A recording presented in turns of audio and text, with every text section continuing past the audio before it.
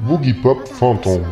On peut comparer pas mal cette série à Serial Experiment Lain de par son approche ultra stylisée et pas des masses compréhensibles. D'ailleurs, il y a pas mal de ressemblances stylistiques au niveau du visuel, du malmenage de son et ce genre de choses.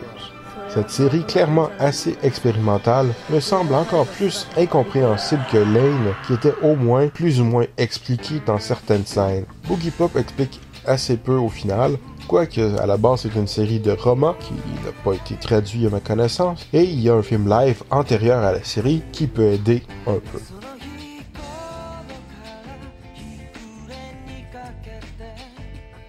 La série se caractérise avant tout par son style pas nécessairement accrocheur pour tous. Des designs banals au possible, ce qui colle à la série, des couleurs assez ternes, une image un peu floue ne semblant pas toujours bien cadrée, des effets sonores étranges récurrents, un assez fréquent malmenage sonore, de dialogue, et n'oublions pas le générique de début qui semble être une mauvaise copie VHS de 3e génération. Ce style crée un climat étrange, angoissant, mélangeant un peu de plus ou moins réalisme avec beaucoup de choses étranges. Plutôt que de suivre une histoire concernant un personnage principal tout au long de la série, chaque épisode raconte l'histoire de un ou plusieurs personnages qui généralement ne reviendront que fort peu dans la suite de la série, les personnages réellement récurrents ayant généralement un assez petit rôle durant les épisodes. Il y a une rumeur à l'école sur un dénommé Boogie Pop qui serait le dieu de la mort, puis des étudiants font face à des phénomènes surnaturels. Le personnage de Boogie Pop et la conclusion sont un brin plus expliqués dans le film.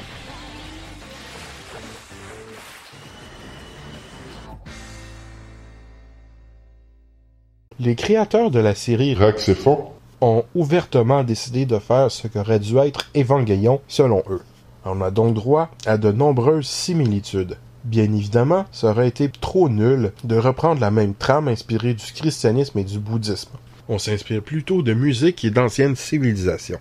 Étonnamment, l'intrigue d'une bonne partie de la série m'a fait penser à Brainpowered. Après avoir quitté un Tokyo sous contrôle, en fauchant un mecha, une ado se trouve dans un futur post-apocalyptique où il devra sauver le monde. En fait, c'est bien plus développé que ça. L'intrigue est très complexe et les personnages et leurs relations sont bien approfondis. La série joue la carte du très complexe et stylisé, mais pas vraiment expérimental, pas sous la forme. Le résultat est très certainement meilleur que Brain, mais qu'Evangelion, je ne pense pas. Du moins personnellement. Tout le monde n'est pas obligé d'avoir le même avis et ça n'empêche pas la série d'être très bonne de son propre droit. La symbolique utilisée n'est pas la même, l'intrigue est différente, le personnage principal est moins pleurnichard, l'intrigue est peut-être bien plus complexe dans son développement, mais nettement moins dans son exécution. Sans doute plus compliqué, mais raconté de manière plus compréhensible qu'Evangelion. Une série intéressante, qui ressent peut-être un peu trop la reponte de son grand frère, mais qui le fait très bien, avec sa propre thématique et ses moments forts qui ne sont pas des copier-coller.